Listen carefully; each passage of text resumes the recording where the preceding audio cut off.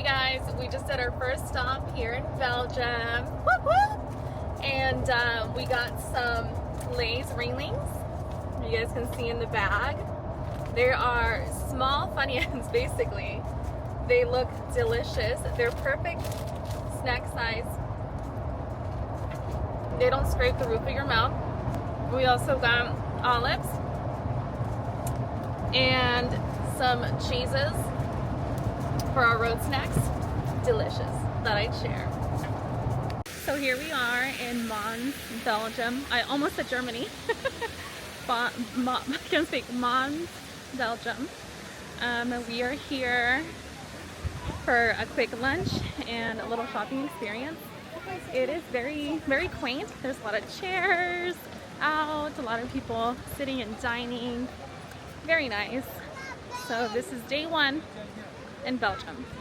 What can I tell you guys about Mons, Belgium? Oh my gosh. Let's start with the art here. The street art is something that I was not expecting.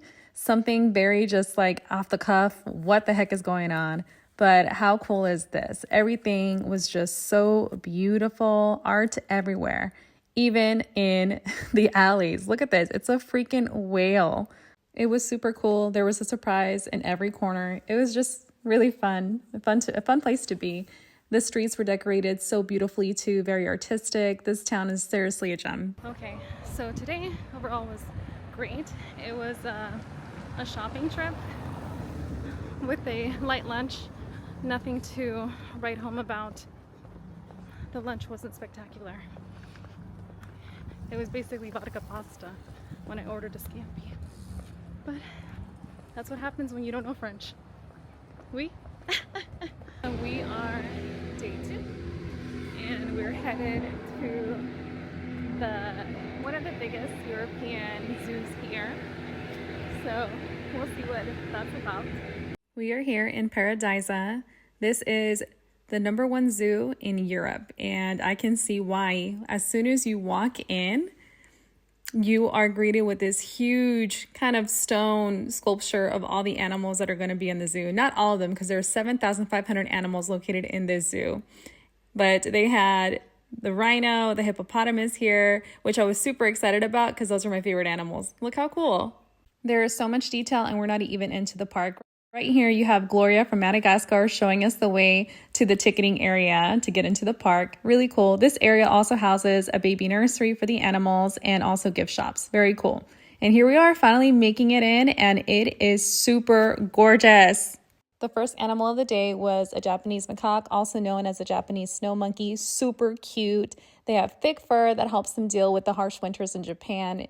This was a showstopper for us because one of them had a small little baby and it was super active. It was doing all sorts of things. It was getting away from his mom and jumping on rocks and just fooling around with everyone.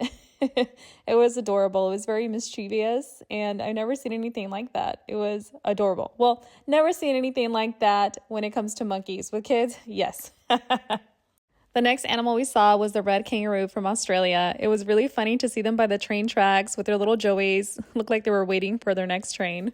This zoo is not only known for their animals, it's also known for their architecture and botanical garden as well. So let's say that you're visiting an animal from Southeast Asia.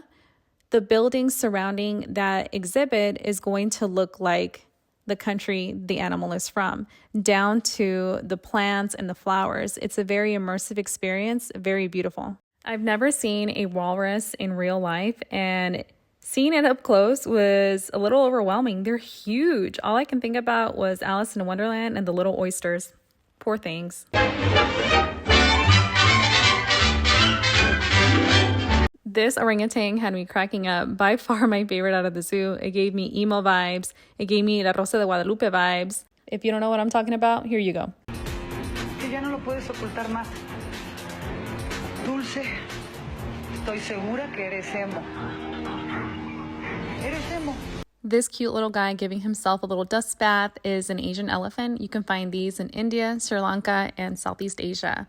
They are so adorable. It was super cute to watch them give themselves dust baths. This helps them protect their skin from the hot sun. One of the things that is a must you guys have to stop by is the Penguin Bar. It was so much fun. You walk in and there's penguins to your left. It is Penguin Central. It was so much fun to watch these little guys jump off the rocks while we're having our drinks and our appetizers. It was delicious. It was a small snack prior to our dinner that evening, but it was like legit a great time to see these little guys. The bar's design was super cool. Check out these icicles. There's snow. It looks like the snow is coming in from the mountain. It was really nice, and it was cold, so it really felt like you were in the penguins' habitat and watching them do their thing. This is one of those experiences that not a lot of people get to have, so I was very grateful for it. When we left the penguin bar, we saw this cool hippopotamus out getting some air. It was a sight to see, but he quickly went under, and we waited for it to resurface, but it didn't. We moved on to the rhino exhibit, and it was so cool, you guys. Rhinos and hippos are my favorite animals because of their size and just the way they move is awesome. Hi, baby. Hello. Oh, he's so small for a giraffe. You guys, unfortunately, the panda bears we're not out. Not the panda bears, geez. The polar bears. The polar bears were not out, so I didn't get to share that with you guys. It was just a lot of monkey business going on. Rhinos, watch out, baby. And yeah. I was really bummed out that I didn't get to see a polar bear, but Daryl made sure that I left the zoo happy. That in my book is winning. What a perfect day. So on day 3, we decided to venture out and visit the Castle de Vêves. Not sure that that's how it's pronounced, but that's how I'm going to say it. But this castle is from the 15th century. The foundations of this castle date back to 770. The castle was destroyed in the year 1200 and rebuilt 1230. The building was burned down at the beginning of the 15th century and was restored after the fire. The castle remained a fortress until the Middle Ages. During the Renaissance, a complete transformation of the building was carried out by Louis XV. As we made our way into the castle, I felt like I was instantly transported back in time to the medieval ages. Everything was just so cool. I wanted to see what was around the corner. I was just very excited. I felt like a dragon would pop out, or I would be in the courtyard and I would see sword fights or horses hauling hay. It just felt like something out of a movie. So we're here in the Vêves Castle, and it is gorgeous. It's like the castle that I've been wanting to see since I moved out here. Not this one specifically, but the type of castle. You can see it is real stone, original, and also the banister. It's just so cool. It's giving medieval vibes, and I'm loving it, all of it. This castle at one point was used as a military fortress. This is their arms room where they have their cannons, their swords, and right here is another form of protection that they had. It is like a hollow pillar of the castle. They have 4. And this is used in case they get bombed. It hits the pillar, not the castle itself. We made our way up to the first floor of the West Tower. We walked inside this beautiful chapel that once held a miraculous statue of the Virgin Mary. That statue was found in 1609 by a woodcutter. He said that he found the statue inside of an oak tree that had fallen. The statue was taken to Vêves Castle, arousing much wonder, and soon declared miraculous. This chapel was dedicated to the miraculous Virgin, who was venerated there for a long time before being transferred to the Notre Dame de Foy. It is said that in 1624, the Baron at the tender age of 3 had fallen down the stairs, a fall that should have been fatal, but he was miraculously saved.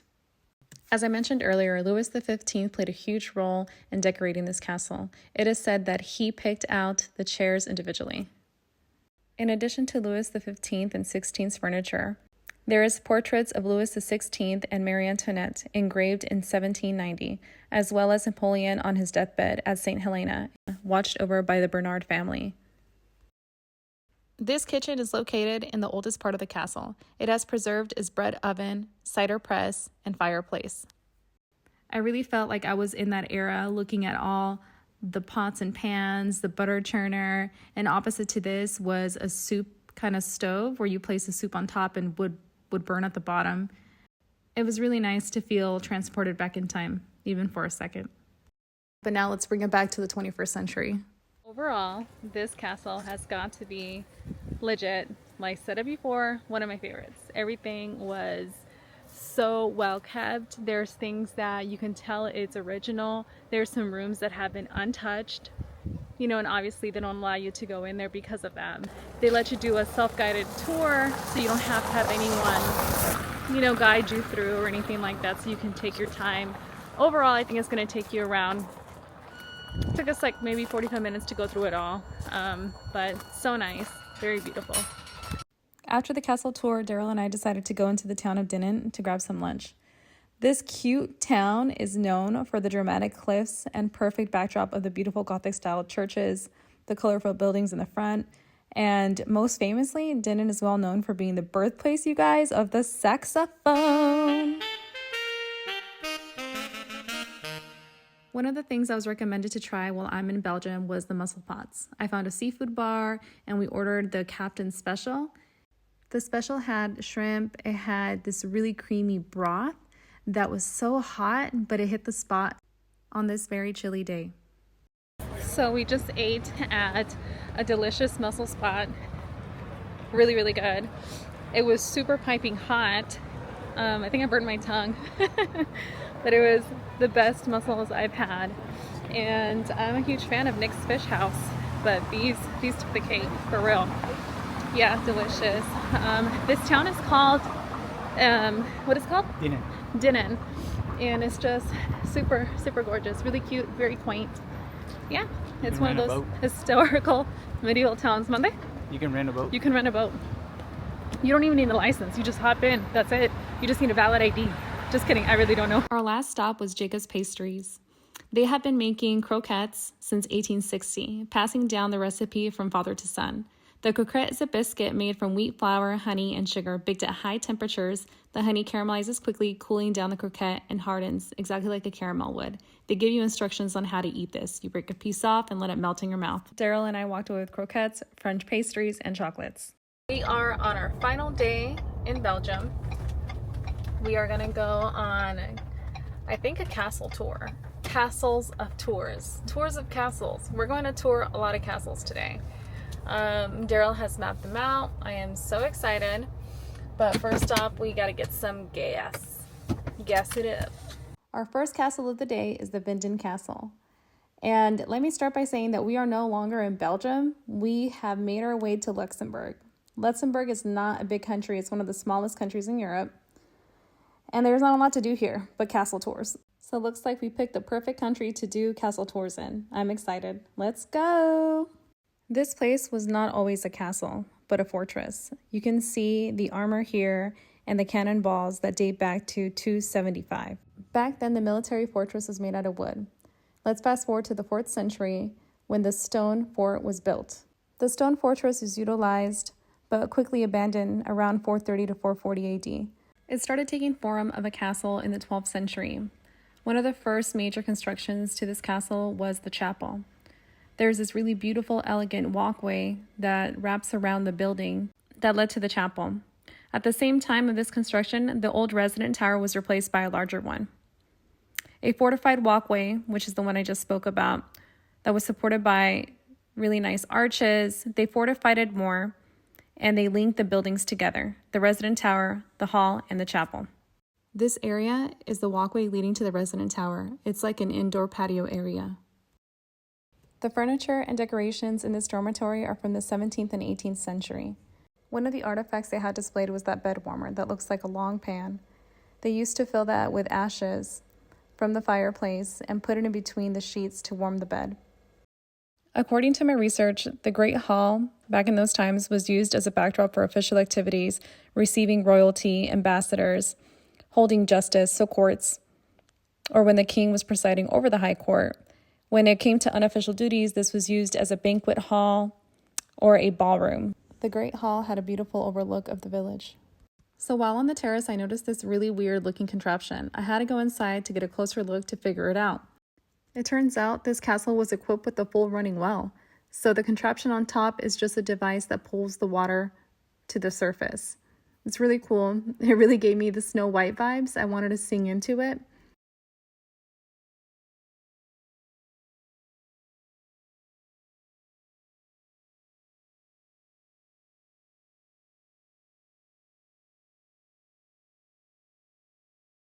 And the location of this wall makes sense. They had it right adjacent to the kitchen area. This kitchen, you guys, oh my gosh. I was literally kind of like mesmerized by it. It reminded me of, what's that? That's that movie. Not Snow White, Sleeping Beauty. It looked like the Three Witches kitchen in Sleeping Beauty. The cauldrons and that basket right there just gave it that vibe. That basket was used to hold the chickens and the bunnies that people were going to cook for dinner that evening. And they had a meat hanging station to smoke meats.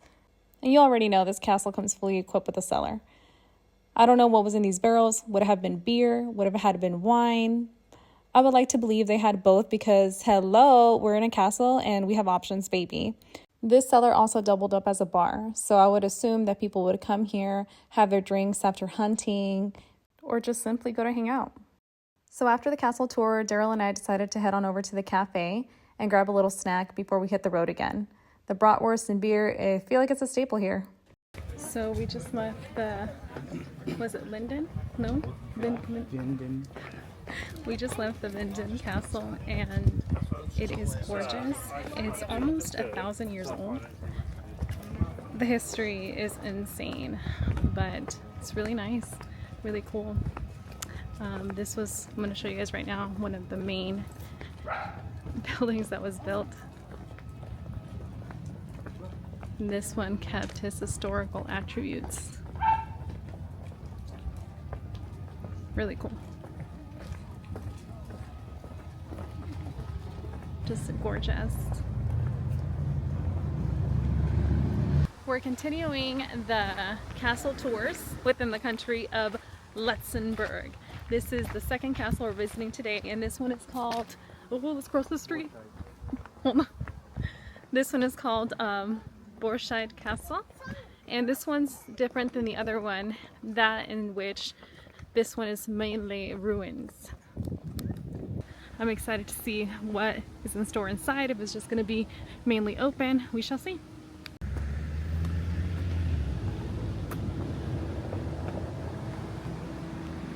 Yeah. So that ended early. There's a wedding going on, so we can't see it. But isn't that magical? Even though we were not able to tour the castle, we still got some footage for you guys. So let me tell you a little bit about this castle. The construction of this castle can be dated back to the year 1000 and is based on an even older building. The castle is located on a flat rock, meaning that it only has one point of entry. What's left is the ruins that bear witness to the invasion of the French in 1794. We are at our third location of the day here at Chateau de Turelbaach. It's a chateau. It's really nice. I don't think we're going to be able to get inside. It's closed off, but we were able to walk around it.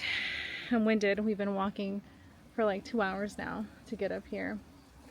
It's been intense, but look how pretty. It's gorgeous. We'll see what's going on. Haven't really read about the history about this. This is like an impromptu thing, but it looks pretty cool. There's a lot of Jesus pieces. It's later than you think. That's what it says.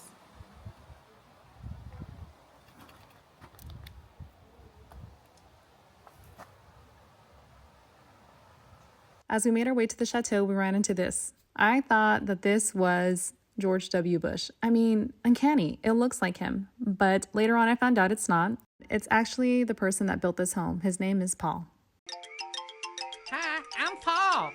So you guys, as I mentioned, this was a very impromptu visit to the chateau. I didn't do any research prior to getting there. But while I was there during the hike and while I sat down to admire the building itself, I started reading about it. So in 1964, Paul Gilson The spelling of his name is Pol, but it's pronounced Paul. Built a second home. I think he lived in France. He built a second home in Luxembourg, and he wanted to mimic a medieval castle. His first construction was made out of wood, but unfortunately it was destroyed in 1973 by a fire. Despite the setback, he started the new construction, this time using stone and concrete. It makes a lot of sense for Gilson to use stone and concrete. You see, he was the son of a stonesman who provided him with enough knowledge growing up to start the endeavor. He further consulted professionals in the things that he was not skilled in, and only on one occasion did he rent heavy machinery, and that was to build the moat. The rest was all completed by him in an autodidactic manner. Gilson did have some help as far as materials go. His brother used to work at a cemetery where the tombstones were being replaced with marble ones. So Gilson decided to take advantage, and rather than his brother throwing them away, he gave him the stones. Gilson then decided to use them to build the castle walls. He really poured his heart and soul into this construction. I think it's a very admirable thing to have a dream and to pursue it and make it come to fruition. It started in 1964, and then 9 years later, he had a setback with the fire, but he continued on, making his dream a reality and striving to perfect it. It is said that he kept on adding on to the chateau as time went on. Unfortunately, he passed away in 2007, and at the end of 2020, his widow had sold the chateau. I can't fathom how hard that decision was, and at the time while reading it, I couldn't understand why it was sold. But now I understand. Now that it's owned by the municipality, they're able to do the restorations and keep his legacy alive, opening it to the public so other people can enjoy his creation. Well, this concludes our castle tours. I didn't expect it to end on this note, but I'm kind of happy it did. It leaves me with that feeling that I want to explore more, find out more stories, and share them with you guys. I'll see you guys on the next one.